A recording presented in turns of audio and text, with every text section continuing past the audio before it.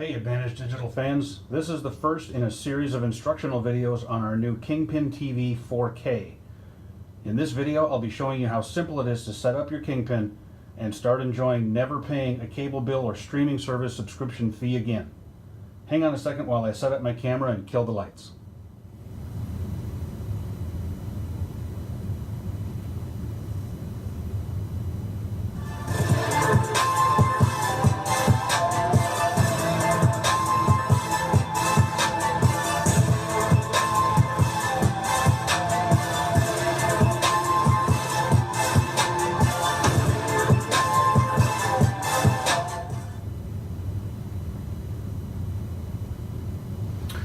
Alright guys, so when I opened up the video, as you saw, I had taken the Kingpin TV box out of the packaging and simply connected it to power, to the HDMI input on my television.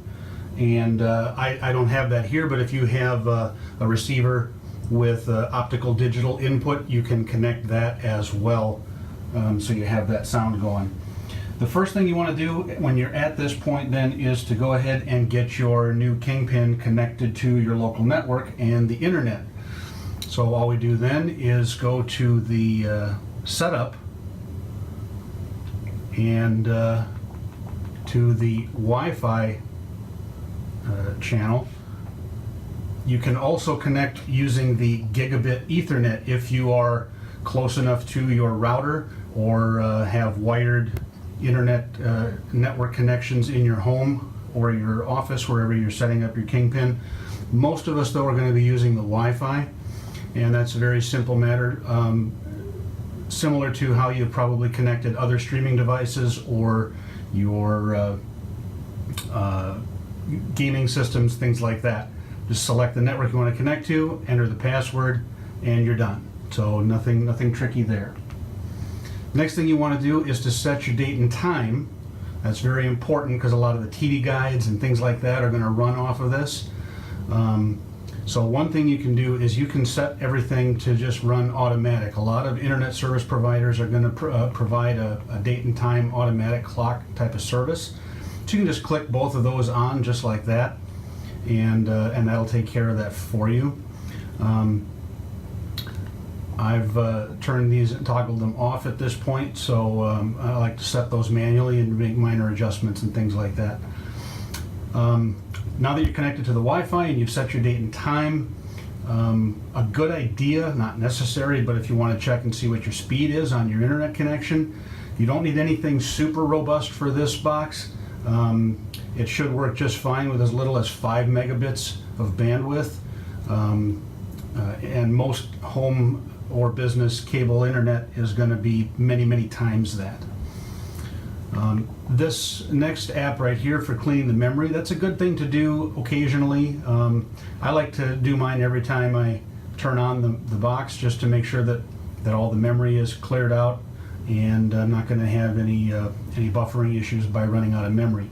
It's very simple. Just click the button and let it do its thing. Runs for a few seconds and just kind of cleans up the RAM in the box.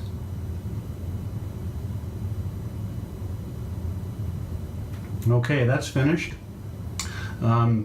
Next thing you want to do is go ahead and set your HDMI output. Now I have this box connected to a 4K television because that's kind of the whole point behind upgrading to the 4K unit.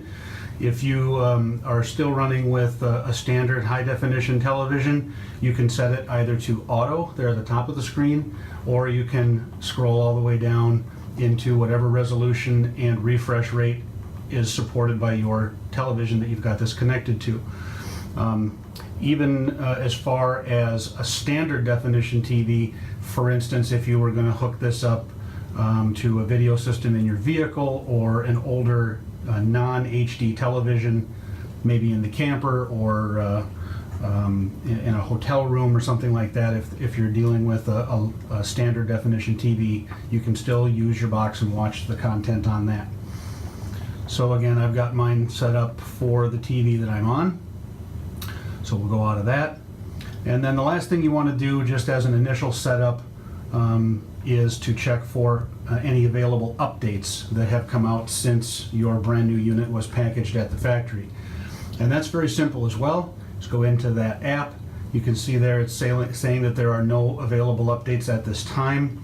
If there was an available update, it would be listed right here, a new version number or a build number, and you would be prompted to go ahead and download that update. Future updates will happen automatically as long as you leave your box turned on. Over-the-air updates are pushed out automatically to keep all of the content links refreshed. So that's it for the setup. You wind up back here at the main menu. There's a couple things I'll just show you quick here, and then in the next video I'll show you how to go ahead and watch live TV. You can use this box for internet browsing. There's a full internet browser there. The standard remote that comes with the unit is more like a regular cable box type of remote where you have to click around on the keyboard on screen. There is an optional remote that you can purchase that has a full QWERTY keyboard on it and makes it much easier for using either the internet browser or apps like Facebook and things like that. Anything where you're going to have to be doing a lot of typing. Even for, as you'll see in a later video, if you're searching for a particular TV show or movie, just in the search boxes, it's a lot easier if you have an actual keyboard connected, or an actual keyboard remote rather, so that you don't have to click around on the on-screen keyboard quite so much. The Kingpin does run on an Android operating system, so you can download any Android apps that you may have if you're a subscriber to the Google App Store. Those types of things can be downloaded and run on here as well. And then back here at the settings is where we just were. I used a shortcut on the remote earlier, but that's another way to get into the settings that we were just in.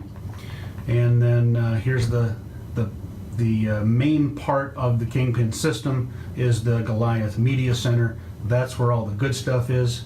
And I'll just give you a little preview of that, and that'll be the end of this setup video. And the next one that we do will be how to go ahead and watch live TV.